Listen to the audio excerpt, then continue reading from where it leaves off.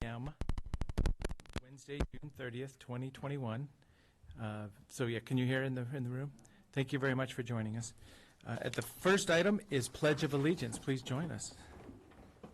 I pledge allegiance to the flag of the United States of America and to the republic for which it stands, one nation, under God, indivisible, with liberty and justice for all.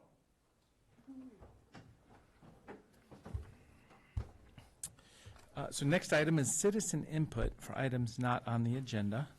And there is a proposed ordinance for fireworks ban. So I'm going to acknowledge a stack of paperwork here today. So this is probably 150 requests to ban fireworks. So I do acknowledge each and every one of them. We saw the emails coming in the last few days. So we're going to do that as a group. So thank you very much for that input. And one other item, citizen input, it says, please audit Oregon 2020 election results. Learn from Arizona and fix fraud in mail voting. So this is a different topic from Angela Ives. I want to thank her very much for that, and everyone else on the fireworks ban discussion. So this is opportunity to speak on any subject that's not on the agenda, and we do have quite a group that's joined us. Thank you very much. Is there anybody who'd like to speak on this subject or any subject? Yeah, so this is public input, and we don't have a fireworks ban on the agenda, so this is a 3-minute of testimony opportunity. Please come to the microphones, state your name, and please provide testimony. Either one. Well, as I say, yeah, that may be the topic, but please provide your input. Exactly. Is this right? Yes.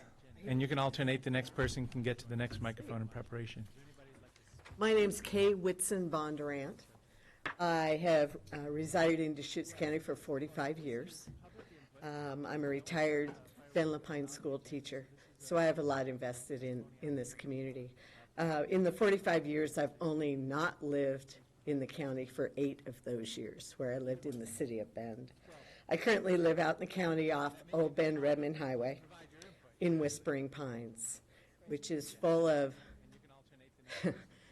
juniper, sagebrush, bitterbrush, and it is horribly windy all the time. I was thrilled to hear the city of Bend, Redmond, and Sisters have all banned fireworks. But it also gave me anxiety because I'm in the county. And that means everybody that's buying these fireworks, where are they going to go? They're going to go outside of the city limits, and we're outside the city limits. 2 weeks ago, my neighbor was shooting off Roman candles, and we're uphill from them, and fire moves uphill. It's kind of concerning. I understand you did do restrictions on unprotected lands. Unfortunately, we are considered in a fire district, but with resources so strapped, in the huge drought, can't get enough firefighters. As we saw yesterday in Redmond, it's a catastrophic situation right now. It's unprecedented with anything we've ever experienced of me being here for 45 years. Gone through lots of wildfires in Central Oregon, but nothing like this year. I really hope that you will reconsider banning your fireworks discussion, making it an actual ban for the whole county of Deschutes. Power companies are shutting off power when a fire breaks out, puts people in harm's way in this horrible heat. Yesterday we had firefighters trapped, a fire engine burned up. This is serious. This was in town in Redmond. It can happen here. We have Boonesboro, Sun River, Fall River, Deschutes River Woods, Tollgate, Eagle Crest, Whispering Pines, and many, many more communities. This is really scary for the rest of us that are out there. The people in the city might be protected. We're not protected as of now in the county. We need your help. And please reconsider this ban. Thank you very much. Sun River does have a permanent ban on fireworks. Oh, great. I did find that out yesterday. Sisters, I think, started in like 1947. It's what the news said. I haven't confirmed that with legal, but yes. Great, thank you. Hi there, I'm Kathleen Hilton, and I'm from Deschutes River Woods. We actually have a Deschutes Riverwoods Fire Squad that was put together last year, which I'm very proud to be part of. I think there's some of us here. It's a group that we've band or together. We have tanks of water. We have a Facebook page, a Slack, to all support each other in the fire. And I just want to echo what this woman next to me said. We're afraid because Bend is banned. The Department of Forestry has also banned fireworks in this county. And we just want your support so it can be supported, so we can get the sheriffs behind us. We're really afraid. We love our homes. One spark, that's it. And I also want to say this isn't political in any way. It's really about lives and families. So we really also ask your support just to keep us safe. Thanks. Thank you. Is there Thank you, anyone? Kathleen. Thank you. Anyone else requesting to testify? We just want your support so it can be. I'm Greg Bryant from Deschutes River Woods, and it's pertaining to banned fireworks. Right now, ODF already has banned the fireworks, and from my understanding, there's a crossover in jurisdiction there between, and they also have jurisdiction in the unincorporated parts of the county. Therefore, they actually are. There's no fireworks approved, but then they're the only ones checking that out. So what I'd like to have is you guys make a proclamation, the fact that fireworks are banned in the county over a specific period of time, and that so that's more publicized, and also the fact that maybe the sheriffs can be involved in it. Because right now it's just ODF. Thank you for your time. Thank you so much. Thanks, Greg. Is there anybody else? So this is the opportunity for public testimony on items not on the agenda. You see there's a 3-minute clock on these, so thank you. I'm Kathy Coatney, and we're also in Deschutes River Woods. My husband and I are here today. We can't really add much more than what everyone else has said, except we want you to know how deeply concerned we are. And it's really terrifying to lay there at night and say, do you smell smoke? Do you smell smoke? And in the situation we're in now with this drought, and having seen other cities and driving through Detroit, I don't want us to end up like that. And so I'm urging you to please, please ban the fireworks. Great, thank you so much. Thank you, Kathy. Please join us. My name is Garrett Welch. Just want to make a slight distinction about my comments, not specifically related to fireworks, but definitely about fire risk and fire danger. In our national forest, a very short hop west of this building, Tumalo Creek and its watershed are a high fire risk for Deschutes County and the city of Bend. To many of us in this county, the watershed and its outflow area embody our property, our drinking water, our historic and symbolic logging industry, our active logging industry, a backbone of our tourism, our recreation, and our inspiration. Previously, a large wildfire spread across these slopes, beginning first with a simple campfire. It was swiftly fueled by dry pine and driven by warm, repeatable, predominant wind patterns in the direction of the neighborhood of Skyliners and what is now Tree Farm and Bend's West Side. As for the property at the outflow of this watershed, my napkin math of fire risk includes many hundreds of millions of dollars.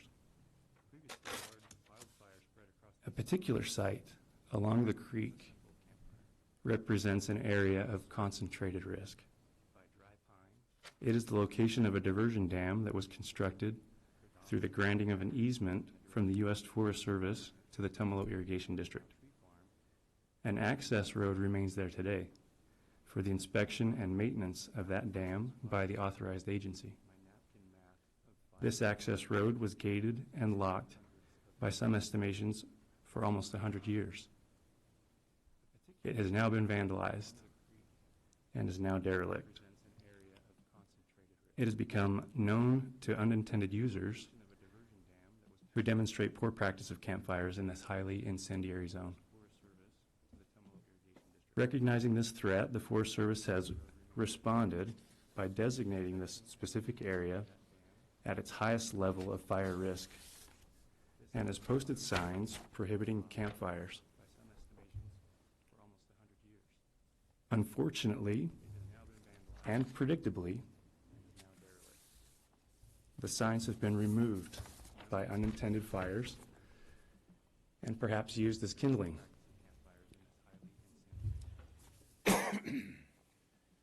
A stalemate now exists between the grantor and the grantee of this easement as to the responsibility of those parties to restore the function of that gate and thereby address our growing risk of forest fire and its increasing consequences.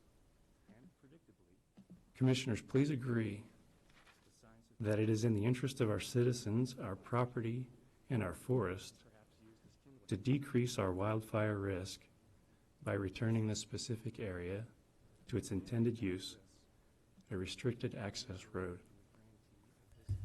Thank you very much, and please provide that testimony to us, the written testimony, if you can. Thank you, I will.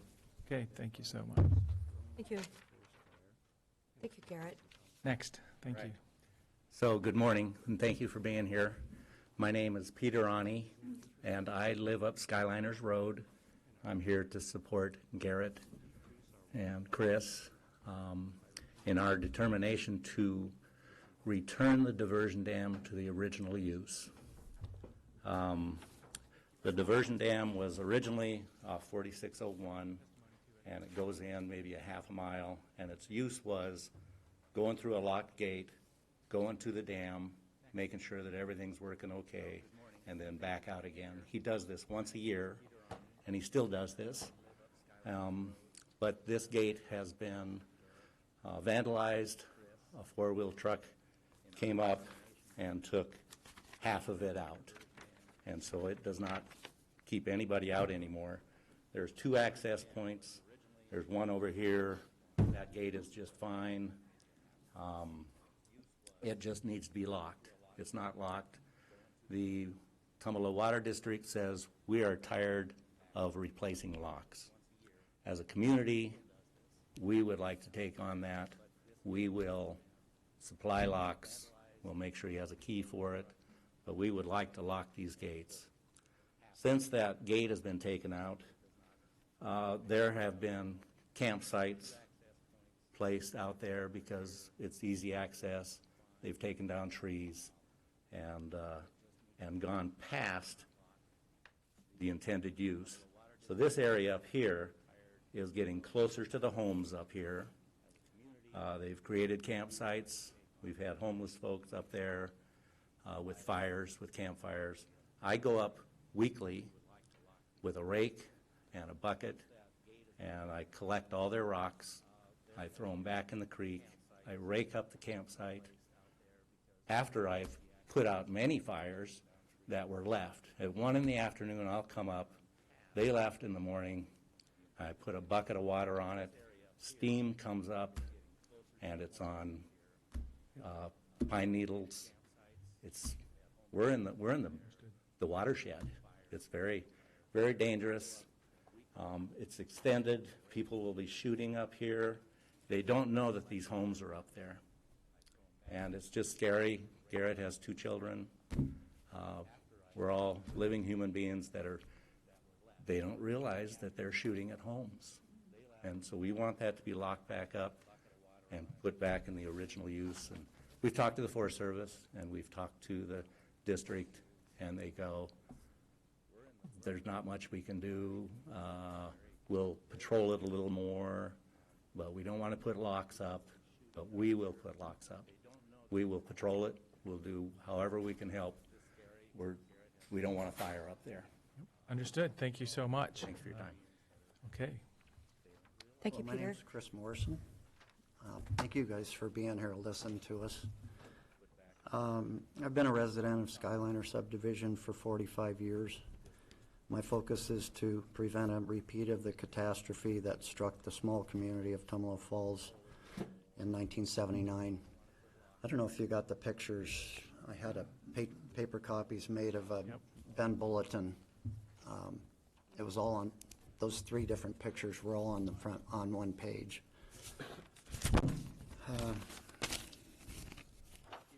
We're a small community compared to Bend. We almost lost it all in 1979. We did lose 4,300 acres of old-growth forest to the Bridge Creek fire.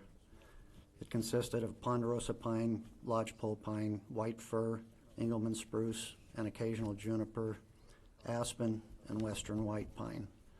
Some of these species, I haven't seen one come back because they were all lost. It was replanted, and we've got a new stand of trees, but nothing like the old growth that was all the way through that 3.5 miles that burnt. This could easily happen again, and yet we could seize an opportunity to prevent this by shutting down a small yet extremely vulnerable fire-breeding ground.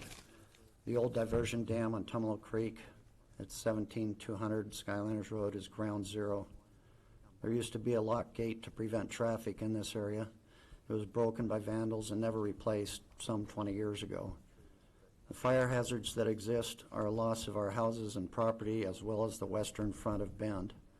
This issue at this time of year is very similar to the fire in 1979, with common west to east wind patterns, hot and dry weathers. It's not inconceivable that a fire could reach West Bend within a couple of hours. You need only to look at what happened this last fall in Detroit and McKenzie Bridge areas. It could happen here if we ignore the threat staring us in the face. I'll read one last. This is an editorial column from September 1979 Bend Bulletin. Its title was Pigheadedness. A few man-caused forest fires are the product of forgivable mistakes. Others are caused by children who don't know better than to play with matches. But most are caused by a simple pig-headed lack of concern. They're caused by someone's unwillingness to take a minute to fetch enough water to douse a campfire. That's the case at the Bridge Creek fire, which was contained Friday after great effort and expense. Firefighters have determined the blaze began after someone abandoned a smoldering campfire. Few careless acts are so costly as this one. Timber worth about $7 million was damaged. Close to $1 million has been spent fighting the fire. This is 42 years ago. We don't know what it costs today. The Bend watershed was threatened, and good luck combined with hard work prevented extensive damage. One of the most beautiful and accessible all-season recreation areas in Central Oregon is gone. All this because someone didn't take a minute or two to make sure the fire they started was dead and cold. Someone just didn't care, or didn't think, or both. Thank you. Thank you. Thank you very much for your testimony, Chris. Thank you, Chris. Is there anyone else? So at this time, this is the beginning of our agenda. We have not got to the consent agenda yet, but Commissioner Dare, I know there's a proposed order available. There is, but Sheriff Nelson is not available until 11:30. He had a schedule. He's got something on his schedule from 9 to 11. So I don't know. Do we need him to be in the room too? I mean, he is going to be a part of this action. What do you feel? I'm comfortable proceeding. Okay, all right, without our sheriff. Because I know he will support us. And yes, we do have an order declaring a local emergency as in a result of extreme weather conditions and high fire danger. It's order number 2021-033. So I'm making that motion that we should support this order. I think it is extremely critical for our entire community. You know, the outpouring of the worry in our community is really, it makes you not sleep at night, doesn't it? And when you think about, when you see the Paradise documentary and you see those children were in school and it jumped 3 ridges that morning just like that, and 85 people lost their lives. So our 7% humidity, the temperatures that have been, in the hundreds for Pete's sake. I mean, it's just, I think it's an important choice that we as commissioners need to make to do all we can to keep our community safe. I'll second that motion. Okay, so I'm thinking, how about we read the order in its entirety, just so we can see the content, to make sure we all see what's going on. And then there is a choice about the date to be in effect. So with that, with a motion and a second, I'm going to start off. I'll read a couple of the whereases, and we'll go from there. So this is an order number 2021-033.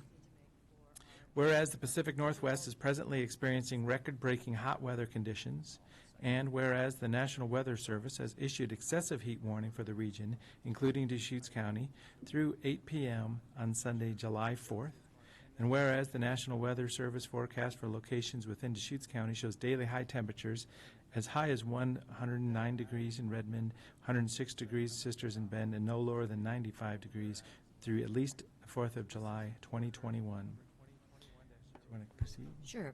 Whereas the extreme heat is contributing to an already high fire danger within area forests such that Central Oregon National Forests have moved to industrial fire protection level 2 as of June 25th, 2021, and whereas water levels in area lakes, reservoirs, rivers, and streams are approaching all-time lows, and municipalities within the Deschutes County are monitoring water use and encouraging users to implement volunteer reduction efforts due to a shortage of chlorine necessary for treatment, and whereas the use of fireworks within the region has already caused at least one identified fire, mandating emergency responses and substantial water application, and whereas there is a critical need to preserve water resources and not overly tax existing emergency response capacities within the region, and Whereas ORS 401.309 and the Deschutes County Emergency Operations Plan authorize the county governing body to declare a state of emergency within the county or within a designated portion of the county, and to establish procedures to prepare for and carry out activities which are necessary to prevent, minimize, respond to, or recover from an emergency. Now, therefore, the Board of County Commissioners of Deschutes County, Oregon, hereby orders as follows. Section 1, pursuant to ORS 401.309 and the Deschutes County EOP, Emergency Operations Plan, a local emergency is declared to exist throughout Deschutes County due to the significant fire danger occasioned by the record-breaking excessive heat conditions occurring throughout the region and projected to continue through at least July 4, 2021, and likely beyond. Section 2, pursuant to the authority provided in ORS 480.160, the governing body orders that the use of any and all fireworks as defined by ORS 480.111 within the unincorporated area of Deschutes County during this declared emergency is strictly prohibited. Violations of this order shall be prosecuted as provided in Deschutes County Code as a Class A violation. Monetary fines imposed shall be no less than the presumptive and minimum fines provided in ORS 153.019. For purposes of these prohibitions, use includes lighting, exploding, or igniting in any way. Use of fireworks that are illegal under state law continue to be prohibited at all times. Section 3, as appropriate, Deschutes County will coordinate the implementation, response, and recovery of this emergency with local and state jurisdictions. Section 4, this order is effective upon signing and will remain in effect unless otherwise amended, revoked, or extended until, we actually have not That's right. specified an end date. For discussion, effective date will be upon signing, and then to be amended, revoked, or extended until, and I think City of Bend had set July 9th, so that's next Friday, a little bit more than a week from now. actually, I would go longer, because unless this weather changes, I just really think that we need to do all we can. As someone suggested to me yesterday, perhaps we could tell people they could do their fireworks on Christmas Day or with their crackers, or maybe New Year's Eve. But I would really hope till the end of July, and then we can reassess and see, has the weather changed a bit? Have we gotten a little bit of moisture? What is really happening? But after my experience yesterday driving back from Terrebonne and seeing what was happening and the fact that we lost a fire truck in Redmond, you just know that it's a really critical time. Any thoughts? Fire conditions it is uniquely hot right now, but fire conditions just get worse and worse through August and September. So I guess I would either prefer that we made this very short and, just till July 9th, or that we pushed it out past the fall.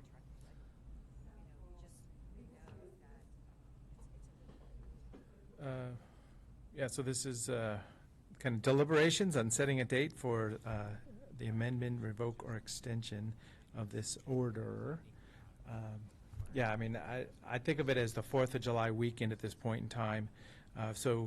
And I would conclude that, we do live in a dry forested landscape. And I'll kind of give the whole story here.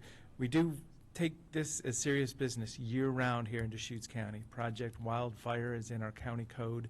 We have community neighborhood association partnerships, chipping events, fire-free days, dropping off, any,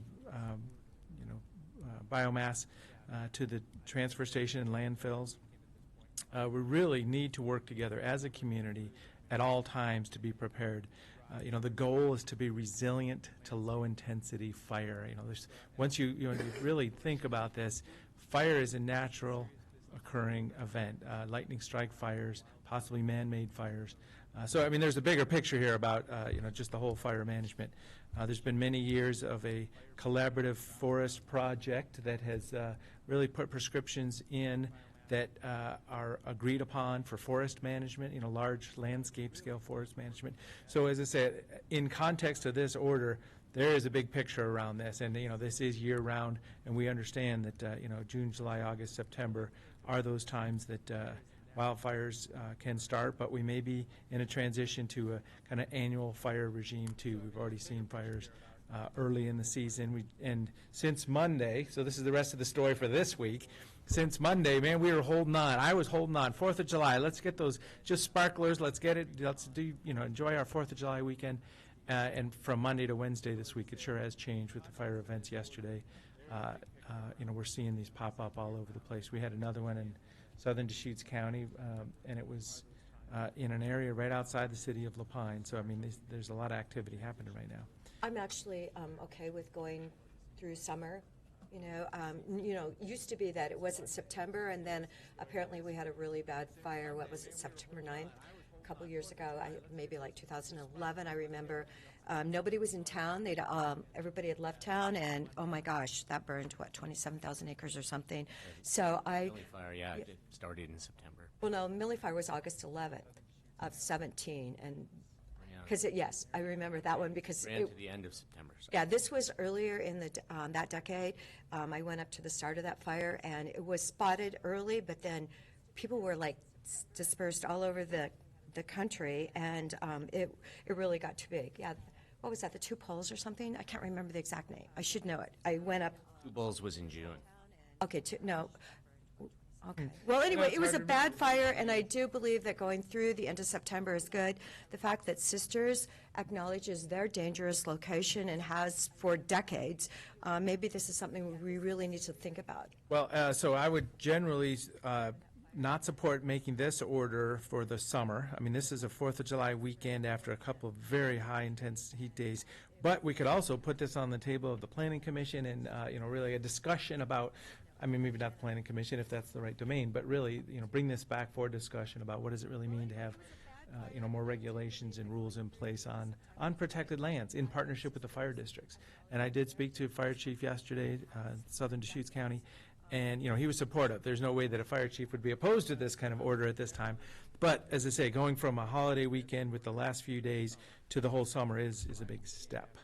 And I guess I'd say it is hard for me to ask people not to do something that I have been able to do with, my son. I talked about this on Monday, but my son, when he was young, he took tremendous enjoyment from fireworks, and we were, I believe, we were able to use fireworks responsibly.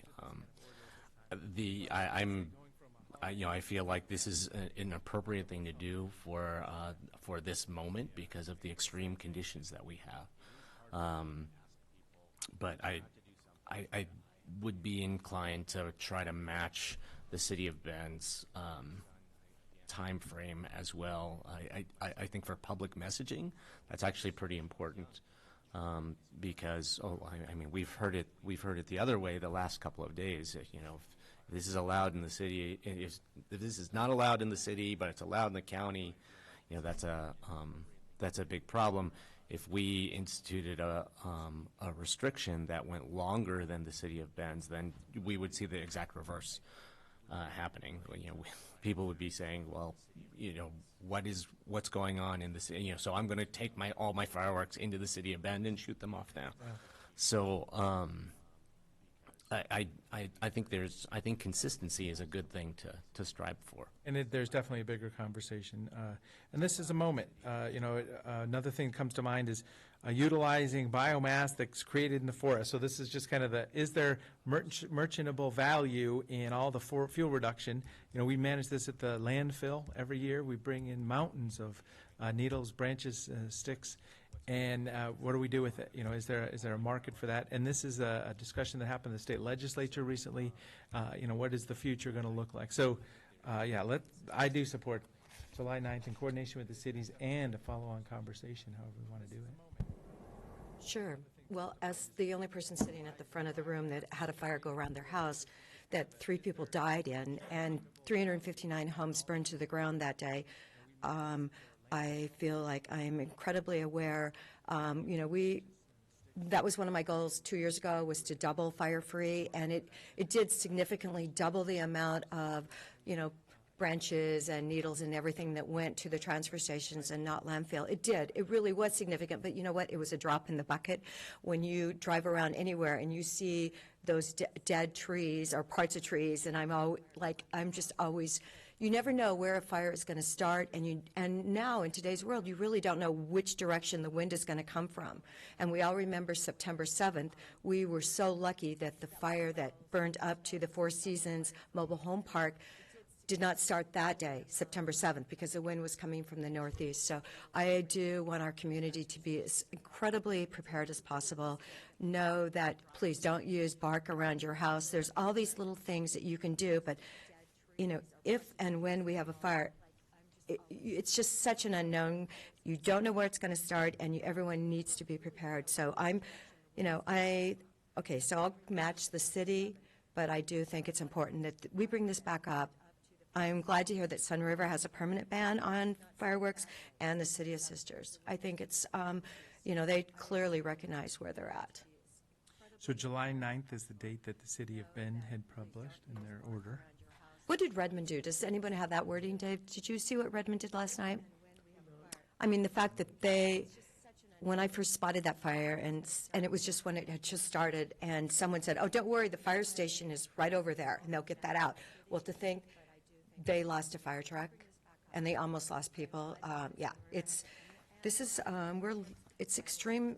We're living in extreme times at this moment. I just saw the deaths, and Vancouver, BC, they have lost 69 people from the heat. The heat up there was even worse than here, I believe. I don't know. I somehow got on the BBC last night or this morning, and it was all in Celsius. But we're living in unusual times, and I think we as county commissioners have to step up.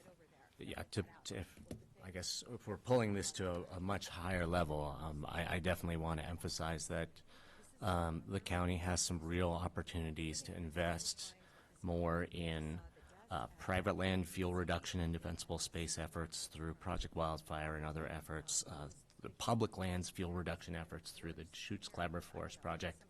I hope that we will be doing those things.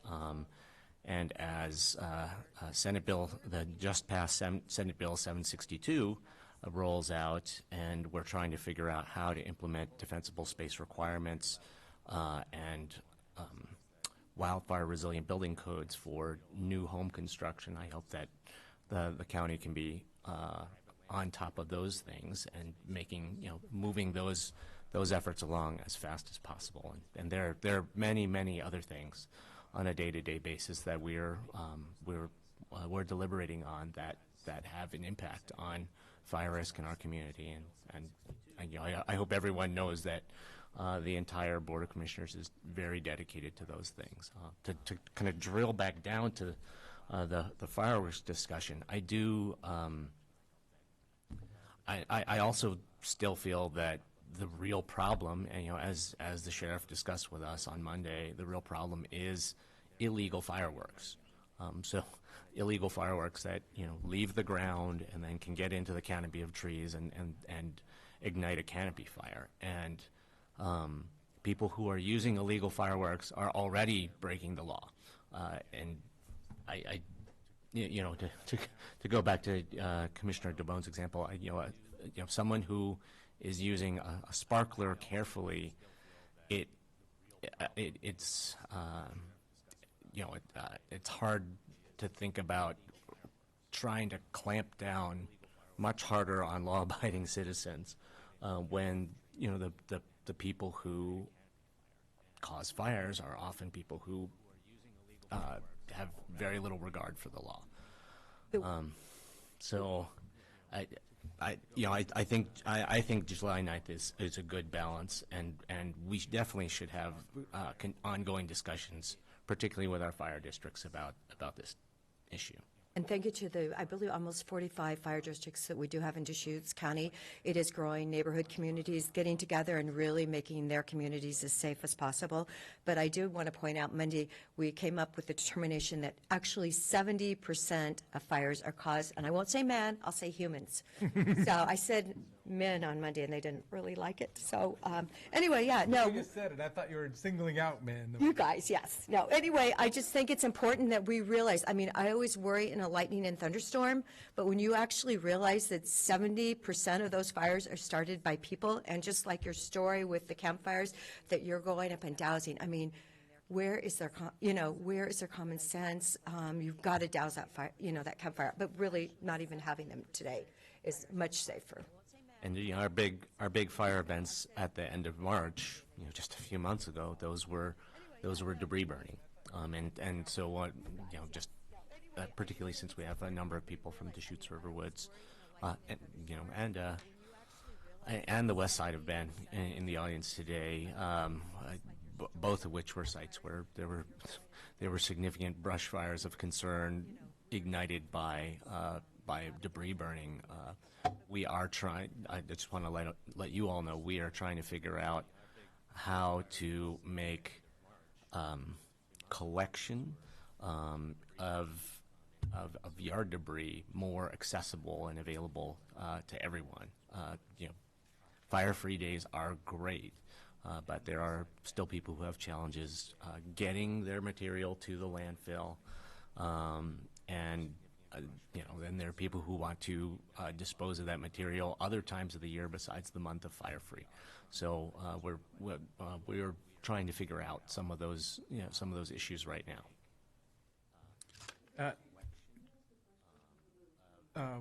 One moment. So commercial fireworks are not banned, so we're just acknowledging that. So there'll still be a few commercial fireworks events happening. So yeah, this isn't a discussion. If you have a point, you can just blurt out real quick.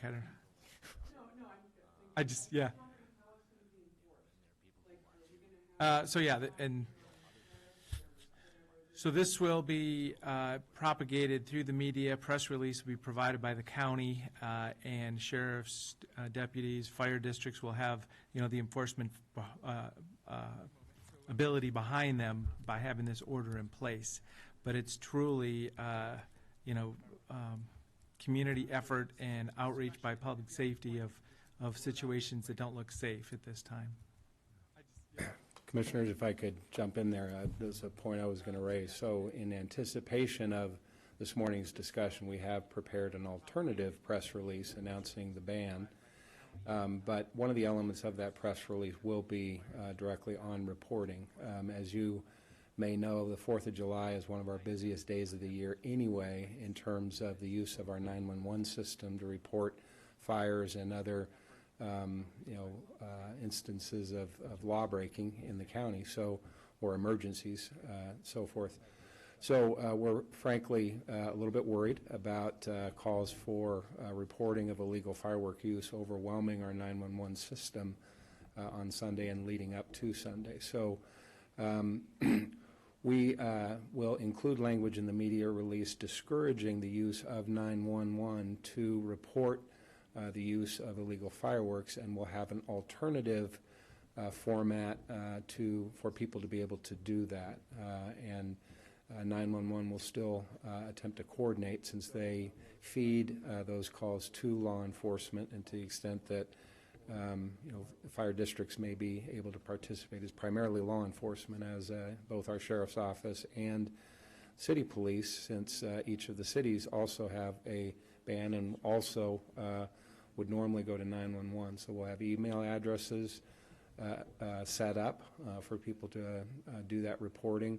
And 911 will also have a sort of alternative system to try and quickly identify calls that do come into 911, either the emergency or the non-emergency line, to feed those to a different system than a normal dispatcher, who's they're going to be up to their, over their head with normal calls for service that day. So we'll incorporate that language into the media release, and then we'll publicize it, distribute it through our normal media channels, social media, and so forth, as much as we possibly can, to try and protect the 911 system for true life and safety emergencies. So we have a couple days to get that word out, so that's really good. Yeah, as I said, we have a working draft now, and we hope to get it out later today, just since the ban that you've enacted this morning, or will soon enact, will go into effect immediately per the order. So we'd like to have that in place right at the get-go. And I want to thank everyone that came today. I really appreciate hearing your stories and your concerns. So thank you for taking the time out of your schedule. It's appreciated. Well, and we truly have this many emails. We were popping in ever since Monday afternoon when we had the discussion. Obviously, fire events yesterday really got the speed up on the input. And I heard there was, a Facebook page at Deschutes River Woods, that maybe our email was on there, because, man, they came in yesterday. So thank you very much for that. And this is good community participation. So at this time, this is a motion and a second for order number 2021-033. Is there any other discussion? And that's with the identified expiration July 9. Yes. Correct. July 9th expiration. Seeing none, calling for the vote. Commissioner Dare? Yes. Commissioner Chang? Yes. And chair votes yes. So this will be signed and be in effect as yet today. Thank you very much for joining us. So this is the beginning of our board meeting. We've got lots of other exciting items that you could come stay for. The next item is consent agenda. There's quite a few items here today. So move. Okay. Second. Any other discussion? Seeing none, Commissioner Dare? Yes. Commissioner Chang? Yes. And chair votes yes. Item number 14, consideration of board signature of order further extending declared state of emergency. So we went from fireworks, now we're talking about COVID-19. So this is the beginning of our board meeting. We've got lots of other exciting items. So Commissioner Dare, last week we talked about the extension of this, and we were close to maybe doing something. You proposed to go to today, and since then the governor had set today as the date for expiration at the state level. So you had the feeling on that one. Congratulations. Well, it's premonition, right? Yeah, something. Well, if everybody is sitting at Wimbledon without masks on, you know there must be okay out there. Okay, so there. The soccer game. So there has been a declared state of emergency for COVID-19 public health, and it's been extended many times in the last year. And last it was extended to today's date, June 30th, 2021. Are we at a point where we're comfortable not extending the I am. emergency order? Okay. Dave, can you think of any significant negative repercussions of not extending this further? Well, yes, Commissioners, thank you. Bear with me, I forgot my glasses, so I've got to squint a little bit here, but I will let you know that the governor did extend her executive order and her emergency through the end of the year. And in the extension, she said it was extended as of today, June 30th, for the primary purpose of ensuring access to federal funding, including funding from FEMA. That's the reason why we've continued it to this extent. So the state sees some need to keep that order in place for purposes of keeping sort of a streamlined, seamless process with FEMA. That would be the reason, if the board were to extend, that you would be doing it. The governor's indicated in her extension that it has nothing to do at this point with social distancing or masks or any of the virus issues that previously were addressed, but that it was extended for purposes of ensuring access to federal funding, including funding from FEMA. That's taken directly from the governor's order. So, Yeah, understood. again, it's a policy choice by the board. I can only tell you the experience I had. Granted, it was 1996, but we had like a 5-day gap, and that took us about 9 months to work through that 5-day gap with FEMA after the fact. And it happened to be a window where a lot of money was spent that we wanted reimbursed, and so I'm probably a little gun shy from that. I do recall that, even though it was a long time ago. 25 years, Dave. Thank you. No, I know, because it does, yes. Back in the dark ages, when FEMA, that's what we always heard. FEMA was so, it took like 3 years to get your funding back. And now it's like they send us the money first, and then we have to, prove how we properly spent it. So one of my thought process would be that as a local public health authority, having an emergency order for public health purposes is a tool to be notifying the community of a serious situation. I do feel comfortable with the fact that the financials will be followed up on, especially with the state keeping the orders in place as they are. We have had our finance look into this, and we have confirmation through email that it doesn't look today like we're taking a risk of financial reimbursement for any activities in the last year and a half or so. So one of my thought process would be that as a local public health authority, so no action is possibly the action today. I know that these emergency orders have taken on huge symbolic importance for some people in the state, and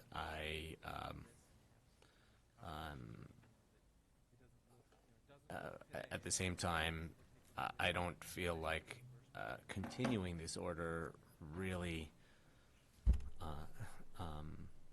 has major negative impacts. So I would support continuing an emergency declaration, but I also, after the discussion with Greg Munn, I don't see any, I don't see major impacts of not continuing it either. So. Commissioner Dare. I don't want to extend it. Okay, yeah. So at this time, let's use this as a tool in the future if needed, is my thought process. I would hate to think that we could do something that would, make it difficult for reimbursement, but at this moment in time, it seems like we should be okay. Okay, so item number 14, no action at this time. So the state of emergency declared for COVID-19 in Deschutes County has expired, or will expire at the end of the day today. Okay, item number 15, consideration of signature for a cooperative improvement agreement with Oregon Department of Transportation for US 20 in Tumalo.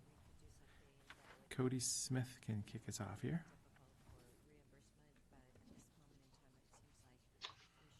Good morning, everyone. For the record, Cody Smith, County Engineer, Deschutes County Road Department. I'm going to kind of set the table today with this agenda item, and then I'm going to pass it over to Bob Townsend with ODOT to give a little bit of a presentation on the status of this project.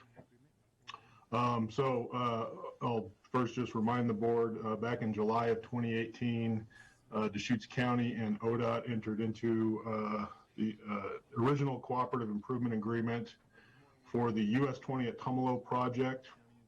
Under that agreement, the county contributed $300,000 towards the preliminary engineering for design of a intersection improvement treatment at the intersection of US 20 and Cook Avenue and O.B. Riley Road.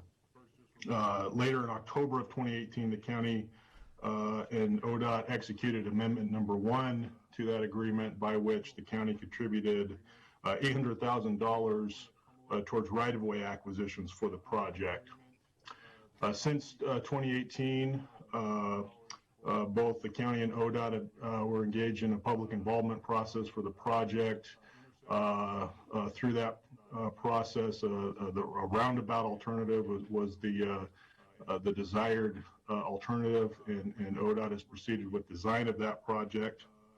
ODOT has since bundled the US 20 at Tumalo project with into the US 20 Tumalo Cooley Road project, which includes not only construction of a roundabout at the Cook O.B. Riley intersection, but also a roundabout at the US 20 Old Bend Redmond Highway intersection, along with some paving and other improvements that ODOT's doing along Highway 20 through that corridor. With the amendment number 2 that's before you this morning, the county would be contributing $6.7 million towards construction of the US 20 Tumalo to Cooley Road project, which is the same amount that the road department has been budgeting in our 5-year capital improvement plan for the US 20 at Tumalo project since fiscal year 19. So with that, I'm going to turn this over to Bob, who's going to again give you a presentation on the status of the project. Thank you. Thank you. Good morning, commissioners. Good morning. I'm just trying to share my screen here so I can see. We see it now, yes. Oops. We have it. Okay, perfect. Okay, again, Bob Townsend, ODOT Area Manager, thank you for having me. So just a couple slides, I just want to give a little more context, and then certainly willing to answer whatever questions about Tumalo or the parent project here, as Cody mentioned. So just to clarify, the roundabout at Tumalo and the financial contributions from the county are going to now a larger project here, which includes, as Cody mentioned, the roundabout at O.B. Riley and Cook Avenue, a roundabout at US 20 and Old Bend Redmond Highway. It's also a pavement preservation project. There's pretty substantial rutting out there. If you drive that section, we're going to grind off a few inches of asphalt and put it back on. We're going to install a multi-use path from Cooley to Old Bend Redmond on, let's say, the north or east side of the road, depending on how you want to constitute US 20 there. And basically the purpose of that multi-use path is to connect to the multi-use path that'll be built under the North Corridor project, basically from Cooley to Roble, and then from Roble over to 97. So we'll have path continuity all the way from Bend to Old Bend Redmond Highway. We'll also be widening US 20. Right now, if you're coming in from Tumalo to Bend, it goes from 2 lanes to 1 at Old Bend Redmond. We're going to extend that 2 lanes all the way to Cooley, again, with the intent that when the Bend North Corridor project goes, the 2 lanes will be extended from Cooley into Roble as well. And then also, this is not finalized yet, as we'll be coming in front of the board again for another amendment here at some point, but between ODOT and Deschutes County, we're going to add funds to the project to construct a pedestrian undercrossing in Tumalo at 4th Street there. If you remember, we've talked about it previously, didn't have funds, but through a combination of funds from our COVID relief funds given to the county, and then ODOT came up with another $1 million, we're going to do that work. The caveat is we're going to put the undercrossing in under this project, because when we build the roundabout and impact the roadway, We want to impact the traveling public only once. The path itself will be constructed under a separate project because we have more right-of-way to acquire to build the path. And since it's happening so late, we don't want to delay the overall project. Just a couple highlights of the path. I can't remember if you've seen this diagram before, but here's the roundabout in Tumalo. The path is actually going to connect on 4th Street with an undercrossing up where we have a fill for the highway already to make construction easier. And then we'll connect the path on the west side of the road as well. So like I said, under this project, we're going to be putting in the undercrossing only. The path connections will be done the following year under a separate project. I did also, or just wanted to highlight, the latest exhibit. And I have videos, and we've done a little bit of extra work here as we're going to start a public campaign on information around dual lane roundabouts because these are unique. Bend does have a couple now, and certainly with the new one at 27th and Butler Market, people are becoming a little more familiar with how a big dual lane, but on the state system, we don't. And so we're going to be preparing a website in addition to as a public information, education, how rules of the road type of thing. And so we have a lot of these exhibits, but as you can see, it's a dual lane roundabout with 2 lanes going in each direction. We'll be extending the 2 lanes to tie into the passing lane going up the hill, heading west out of Tumalo as well as part of this project. I just wanted to highlight another exhibit for the undercrossing. You can kind of see it's already a natural, or the highway's already on a fill there, and so we'll be able to build this undercrossing without digging down. We'll maintain the grades of 4th Street as well. There's more details to come on this. I just wanted to kind of show what we're looking at. Schedule-wise, we're starting, we're nearing the completion of design, just dotting I's and crossing T's, but we know enough now that we're starting the right-of-way acquisition process. We'll begin appraisal soon and be making offers later this year, and certainly then once we have all the property needed to build the roundabouts, then we'll proceed to bidding the project, which we're hoping is going to be in the January timeframe. It may take a little longer, just depending on how property acquisition goes. But in any case, we anticipate construction starting next spring. There's a possibility that it may be done by the fall of 2022, but a lot of it just depends on how we manage traffic, and certainly with traffic increasing now and certainly next year, we're going to manage that accordingly. And so it may go through the next winter as well and be done in the spring of 23. Really, like I said, these are somewhat flexible days because it's all around. ODOT's changed its property acquisition a little bit, right? We don't want to force condemnation or eminent domain if we don't have to. We really want to negotiate and work through, and so we want to give ample time to work with each property owner on this. And certainly we don't have any new full acquisitions. They're all partials and easements and things like that. So but that's really what's going to hinge on the schedule, but we anticipate no matter what starting next year. So I'm going to pause. That's really all I had on it. Happy to, the total construction costs now for the whole project are around 15 to 16 million, with an overall project cost of around 18.5 to 19.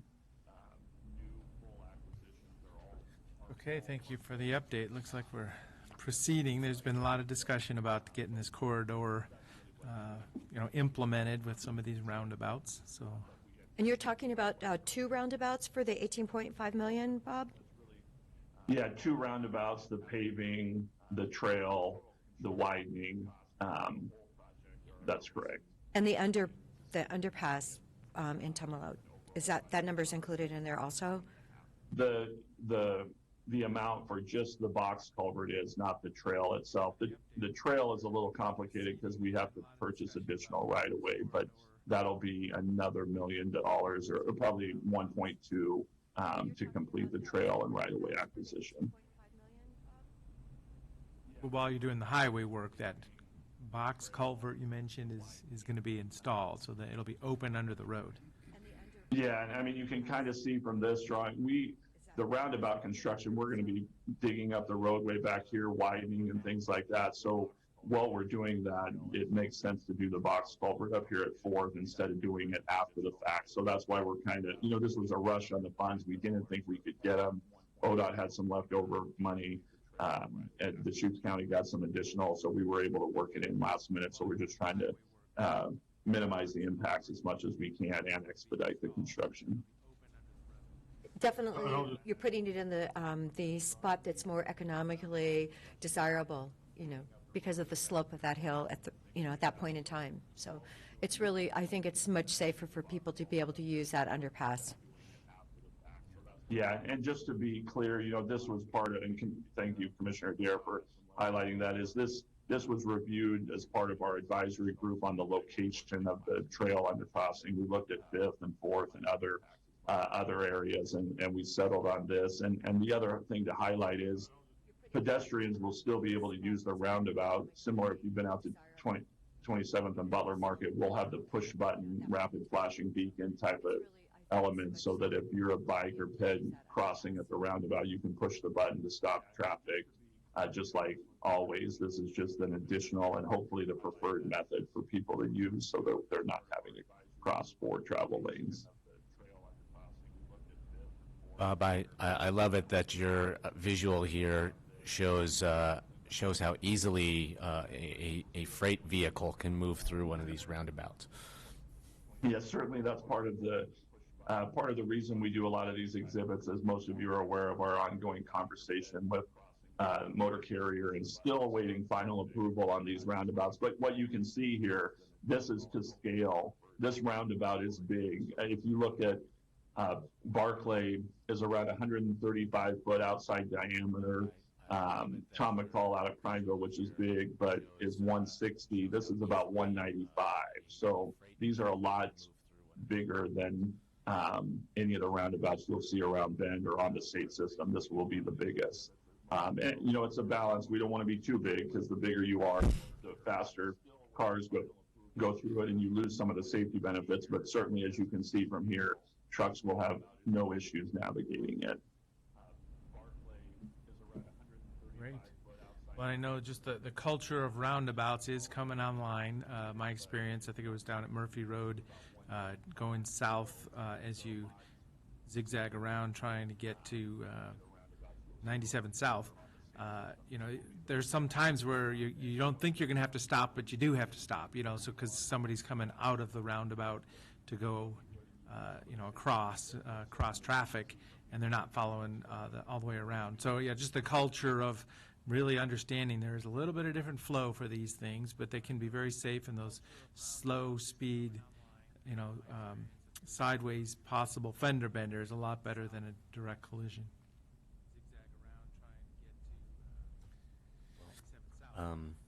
I move that we approve board signature of document number 2021-264, amendment number 2 to cooperative improvement agreement with ODOT for the US 20 Tumalo Cooley Road project.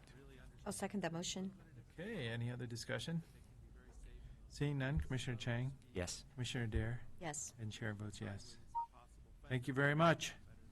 Thank you, Bob. As a member of that advisory group, it's really nice to see that things are going forward, and we're talking about perhaps spring of 23, that this will be a whole new way to drive to between Sisters and Bend.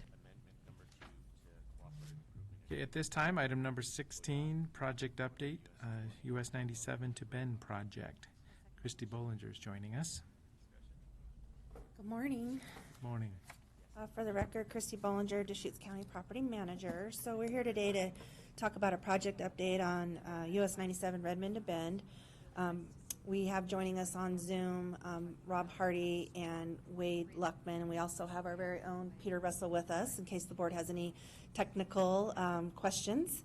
So basically, ODOT has come to us and asked for an acquisition of property from the county. And so we invited Rob and Wade to be here to kind of give a recap of the project and answer any technical or type questions that you might have. So with that, I'm going to hand that over to them, and we do have a couple of maps to display, and we'll just go from there.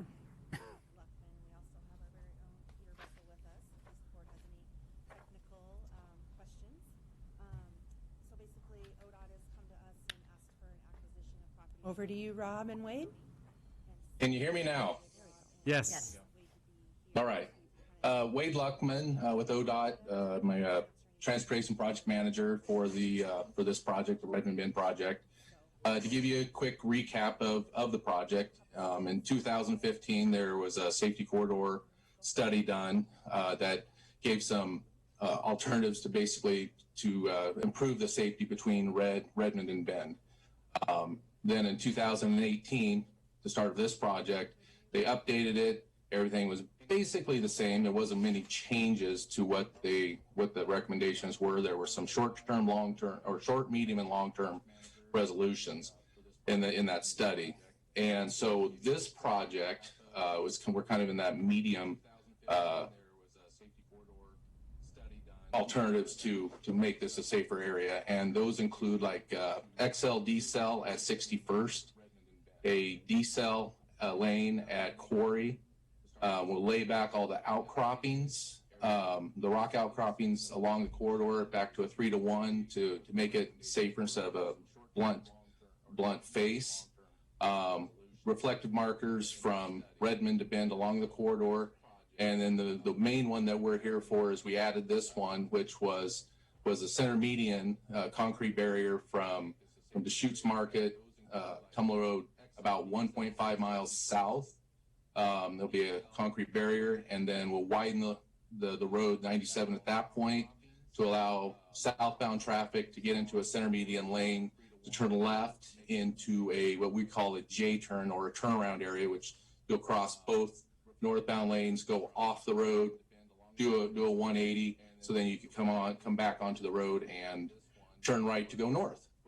So it's a really quick recap of the project. It's not any better than that. So I guess any questions or updates? And we look to go to bid here in September or October.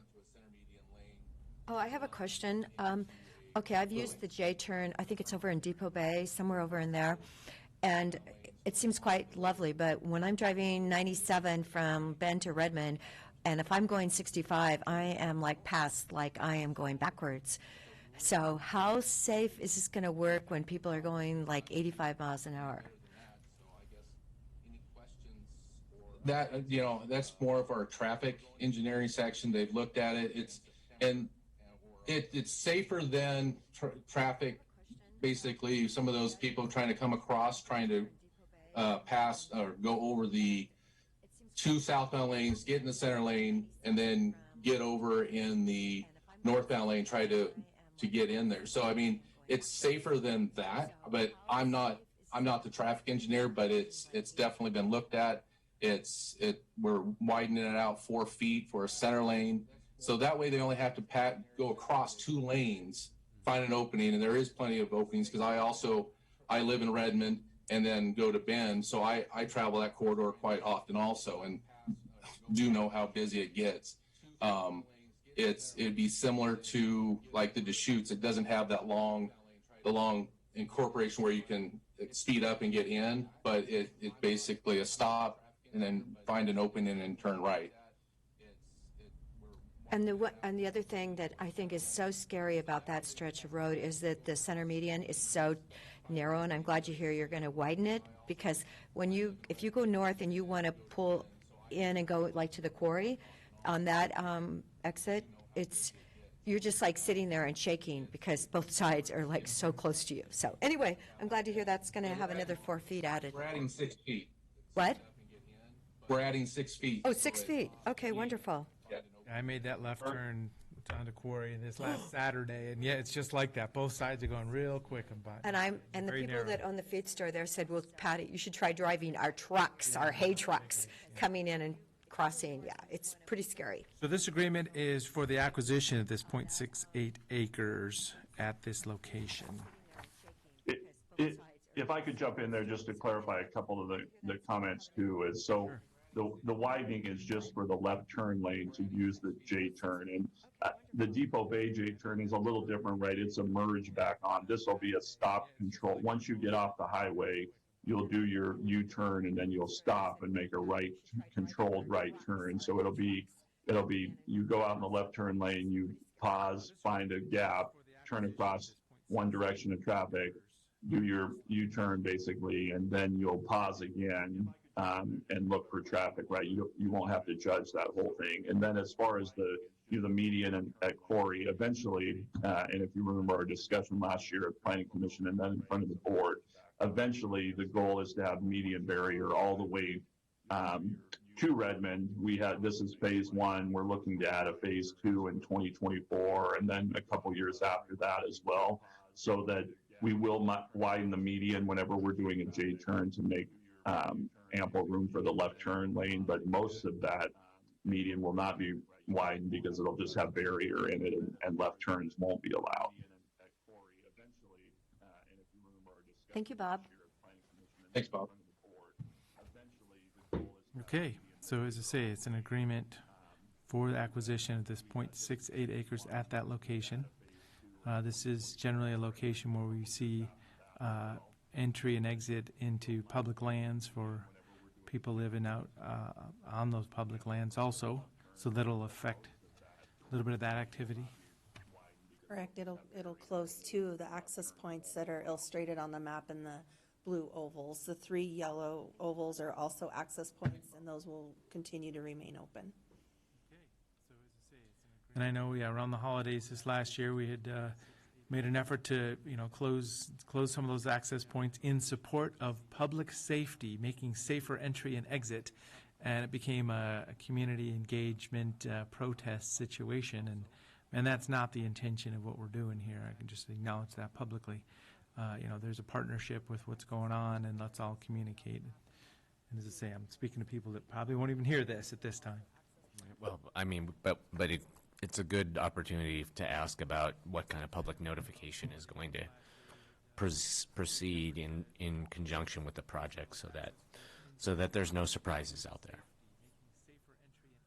Yeah, and we've certainly reached out to all the property owners affected by the barrier that'll have to, it'll add 1.5 miles to their commute, depending on what direction they're going. Obviously, the one way it won't, but so we've reached out to them. They were in support, and then again, once we have a contractor on board and a schedule, we'll be notifying them directly of when the barrier will go in and installation of the left turn lane widening and the J turn as well. This is the reason we're picking this area first as I say trial run, but we want to do them all, is it impacts the least amount of people to get a lot of median barrier. And once we go to the north of the Deschutes Market interchange, then we're starting to impact more access points, and we'll have more outreach required. If I may, ODOT and the county will work really closely to develop a comprehensive communication plan to notify those campers that might be affected by the closure, as well as the community service providers that go out to provide services to those individuals. So we will develop a comprehensive plan. It'll include Colleen Thomas, Whitney, myself, and then, of course, partners at ODOT. So we won't have like a December 24th event again where, things were happening and people really weren't aware that that's what was happening. So I think it's really good to do it. It's like before and then like several times, reminding people what's going to happen in this area. I think we all learned from that event. Yes. Thank you for doing that. Okay, so is there support? A motion? Let's see. I move board signature of document number 2021-588, a warranty deed, and document number 2021-589, terms of the state's offer. Recommendation to sign it. We're paying to ODOT for $1,000 and signing the warranty deed and terms of the offer. I'll second. Any other discussion? Seeing none, Commissioner Dare? Yes. Commissioner Chang? Yes. And chair votes yes. Thank you. Thank you. Thank you. Thanks, Christy. Thanks, Bob. Item number 17, second reading of ordinance to correct Scrivener's error.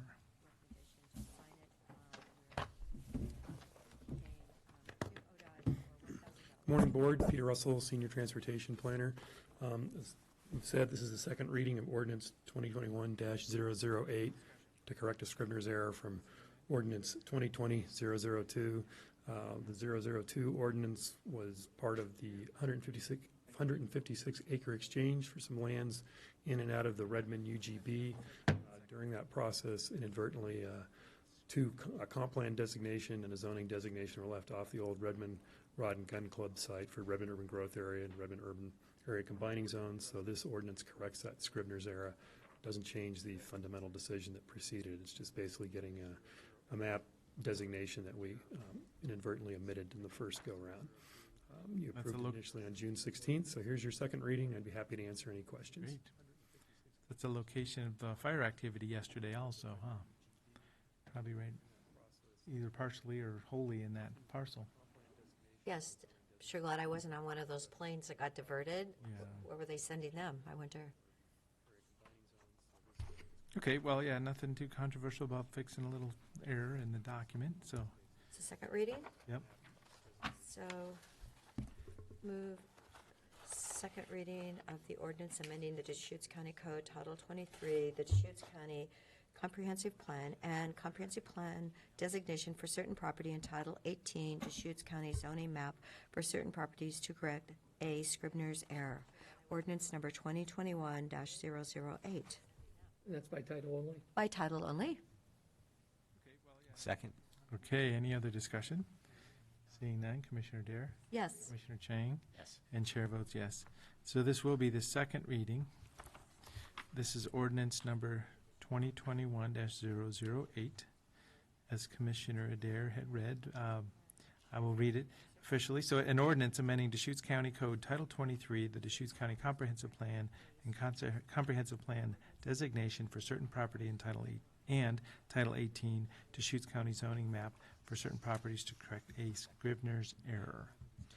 So a motion for adoption? So moved. Okay. Second. Any other discussion? Seeing none, Commissioner Chang? Yes. Commissioner Adair? Yes. And chair votes yes. All right. Thank you, Board. Thank you, Peter. Item number 18, public hearing, code compliance policy and procedure manual update and text amendments. We had a whole room full of people earlier, and now no one. You know, the last time we had a whole room was when the Goodrich thing, the whole room, I don't know if you remember, but I was sitting back there. Yeah. The room was full. Well, it wasn't full, but yeah, I mean, today, it wasn't quite full today. No, it wasn't full today, Yeah. but it was for that one. You know, it's quite a big room. It feels cooler. So this is a public hearing, and looks like, I'll just read that first introductory statement and then hand it off to you here. So this is the time and place set for hearing to consider proposed amendments to the Deschutes County Code Enforcement Policy and Procedures Manual designed to bring the policy manual in line with current procedures and updated practices. And number 2, consider proposed amendments to the Deschutes County Code specific to A, updating the definitions within the solid waste code to correspond with state definitions as well as regional standards, and B, identifying and defining a prescriptive method for the nuance of abatement. Nuisance. Yeah, I would say a prescriptive method for nuisance abatement. Thank you very much. Thank you, Board. This is Dan Smith, Deschutes County Code Compliance Specialist. So essentially, the Board of County Commissioners will hear oral testimony today, receive written testimony, and consider the testimony submitted at this hearing. The hearing is being recorded. The Board may make a decision on this matter today, continue the public hearing to date certain, or leave the written record open for a specified period of time. Hearing will be conducted in the following order. Staff will give a report on the issues. We'll then open the hearing to all present and ask people to present testimony at one of the tables or at the podium. You can also provide the Commission with a copy of written testimony for anyone who does testify. Questions to and from the chair may be entertained at any time at the chair's discretion. Cross-examination of the people testifying will not be allowed. However, if any person wishes to ask a question of another person during that person's testimony, please direct your question to the chair after being recognized. The chair is free to decide whether or not to ask such a question of the person testifying. Prior to the commencement of the hearing, any party may challenge the qualifications of any commissioner for conflict of interest. This challenge must be documented with specific reasons supported by facts. Should any commissioner be challenged, the member may disqualify himself or herself, withdraw from the hearing, or make a statement on the record of their capacity to hear and decide this issue. At this time, do any members of the commission need to set forth any information that may be perceived as a conflict of interest? Does any commissioner have anything to disclose? And if so, please state the nature of same and whether you can proceed. I have nothing to disclose at this moment. I have nothing to disclose either. I have nothing either. Okay, let's see. Does any party wish to challenge any commissioner based on the conflict of interest? So being possible remote participation also, is there a raised hand feature in Zoom or a phone number on the call that we don't recognize? Okay, seeing none and no one in the room, no challenges are presented. The hearing is now open and staff will proceed with a brief report. Thank you, Board. Prior to the staff report, I understand there may be people joining us via Zoom or on phone, so I want to go over the hearing procedures so that everyone knows how and when they'll be able to add their input. The Board's decision on this application will be based upon the record, the staff report, and the testimony and evidence presented at this hearing and following the hearing, if the record should be left open. The hearing order will be conducted in the following order. Staff will provide a brief report, and then the applicant will present its testimony and evidence. At this time, any interested persons will have the opportunity to testify and present evidence. And the applicant will present rebuttal testimony, and staff will be afforded an opportunity to make any closing comments. For the Zoom hearing procedure, the Zoom participants are either going to be panelists or attendees. Panelists are shown on the screens. Attendees can view panelists at the start of the meeting. All microphones are muted to prevent audio feedback. Start of the hearing, panelists will be board and county staff only. Attendees will be the applicant, general public, and the media. The board and county staff will be unmuted to provide opening statements and overview of procedures. The staff report, or the county staff, will present its report and provide any answers to questions from the board. At this point, public testimony will be open. There's going to be no sign-in sheet for remote testimony. You'll have to provide your name and mailing address at the start of testimony and clearly state any procedural objections, if any, to the hearings process as part of the testimony. The applicant will present first, and the public input will be heard. For applicant testimony, the applicant will be elevated to attendee status, give a presentation, and answer any questions from the commission, and then return to an attendee status, and your audio will be muted. If any public wishes to testify, the chair will accept public testimony in the following order. Attendees participating by attending in person will be heard first. Second will be attendees participating by computer, and lastly, attendees participating by telephone will be able to be heard. For computer attendees, you'll be elevated to an attendee status from attendee status to a panelist, and your audio will be unmuted. You'll provide testimony, and then after that, you'll be returned to attendee status, and the next person on the list will be selected.